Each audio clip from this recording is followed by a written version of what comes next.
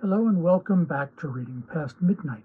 I'm your host, Ron Rutstein, and today I'm going to review a book by Israeli author Zeruya Shalev, Pain. Now, I have this novel of Zeruya Shalev's, which I haven't read yet. This is The Remains of Love, and the reason I'm showing you this is because I can't find either of my copies of my other two books by her. So I'm just going to have this one here to show you.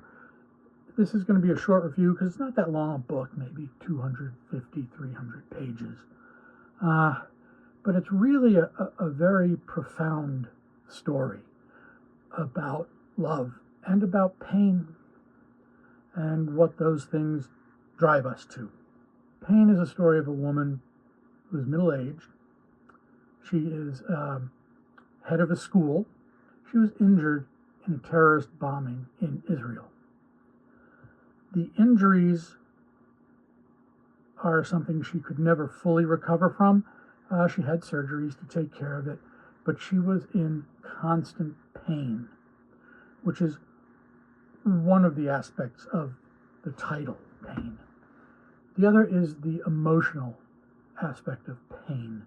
At the point we meet her in the novel, she's going to a pain clinic that she visits every now and then to address pain as it flares up.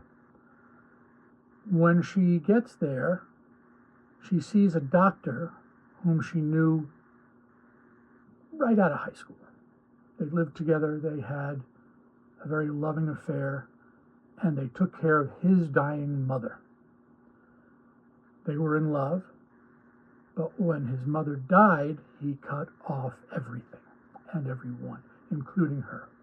She has never lost the feelings of love she had for this man, which happens. We all have our past loves that we think back to, but we don't usually obsess about them. And she did for a while when the relationship ended. Then she moved on, got married, had a family, a son and a daughter. And now she's looking back with longing at that time she spent with the young man who became this doctor. Little bit of a spoiler here, they do decide to have an affair, which kind of makes sense. The novel wouldn't go anywhere if they didn't. She goes back into this affair and falls in love with him again. He was never happy in any of his relationships. He was married twice because he always had her in the back of his mind, and he was stupid for doing what he did to stupid young people in relationships. So now, here she is, a middle-aged woman with two children, one in school and one in college. She's looking for something that is lost in her life. There's no excitement, there's no, well, she would say there's no real love, but there is love, and that's where the conflict comes in. It's a different kind of love. The love you have for your family when you're middle-aged and you've been married and together for a long time is not the feeling of falling in love. And when a relationship is young and you're both young, there's an intensity to that relationship that generally isn't there in middle age. And we can only recapture maybe briefly. What Shalev is pointing out to us is that if we look for what's lost, we'll never be happy. We have to look at what we have. And what she has is a son who's in high school, a daughter who needs her help and is in Tel Aviv, lives a little bit away from family,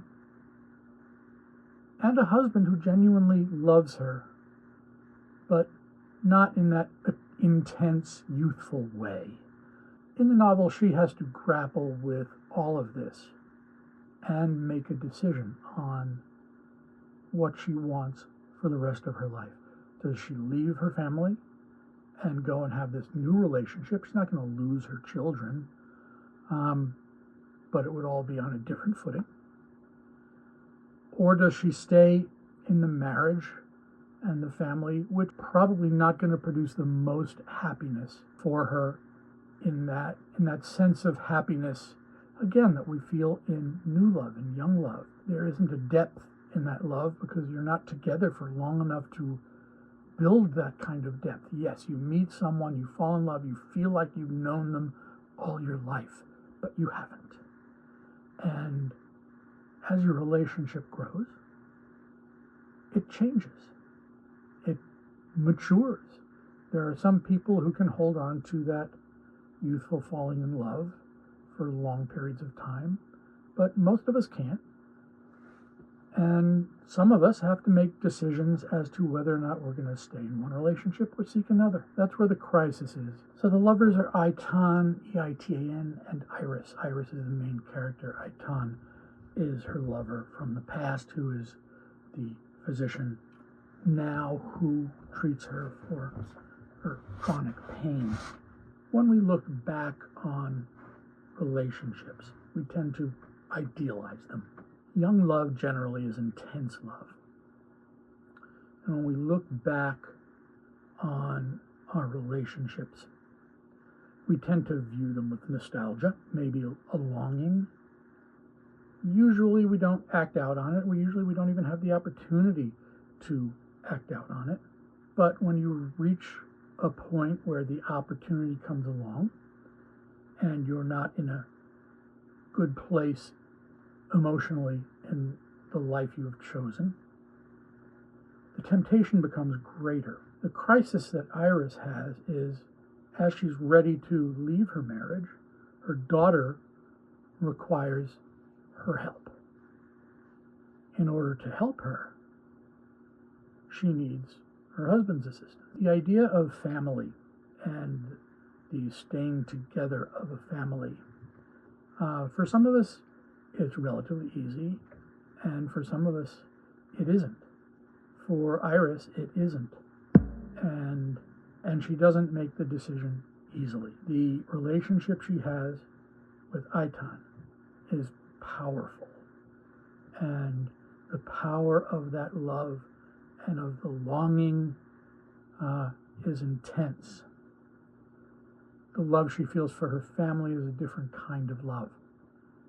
And in her soul, there is a conflict going on. And, we see it as a reader somewhat as what kind of a person does she want to be? And that's not the way she sees it. It's a choice between two loves. And that's a difficult choice to make. I encourage you to read the book. It's beautifully written. She's a great author. The understanding of the emotions of her character is brought out in the book. And we feel as readers that we truly understand what she's going through, that this is not an easy decision, whereas for us it might be an easy decision. For her, it's not. And the choice that she makes is not necessarily the right choice. It's not necessarily the wrong choice. You have to read and make your own decision about what you think is best for her and for the people around her. This is an excellent novel. I would give it 4.5 out of 5 stars. And it's not that long, so if you can find a copy of it, you might have to go to one of the thrift sites, Abe Books or Thrift Books or anything like that, to find a copy, because I don't think it's in print anymore. It's worth it. Released in 2019, which is 6 years ago now, as of this taping. The events that are going on in the Middle East right now are not relevant to this story. The Israeli-Palestinian conflict is not dealt with at all in this story, and that doesn't make it a weaker story. It just makes it on a completely different subject. Thank you again for joining me at Reading Past Midnight. Please, if you've made it this far, hit the like and subscribe button. Make a comment down below if you've read this, or if you know of other books of hers maybe that you've read. I would welcome a conversation. Help the channel. Like, subscribe, the notification bell, and make a comment. Thank you again.